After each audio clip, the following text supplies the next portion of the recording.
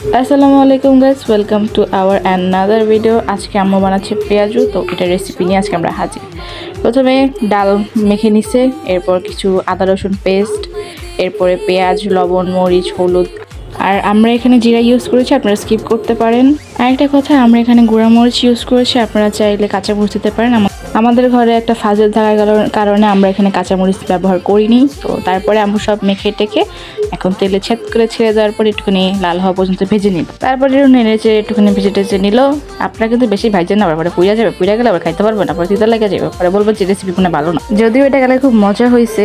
এখন একদম পতেঙ্গার মতো, আসলে একবার পতেঙ্গা খাওয়ার পরে আমরা এটা আসলে বাসায় এভাবে ছোটো ছোটো করে ভাজি।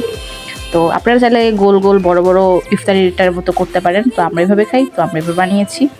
কিন্তু সত্যি অনেক মজা, এখন দেখে আমার অনেক ক্ষুধা লাগতেছে, যদিও আমি খাইতে পারবো না, তাও আফসোস। কালকে সত্যি বলতে আমি এক ঝাঁপি খেয়ে ফেলছি। কালকে আসলে ভাগেও দিইনি, আব্বু চাইছিল, আব্বুকেও দিইনি, বলছে তোমার খাওয়ার দরকার নাই। তো এই তো আম্মা এখন উঠায় নিচ্ছে।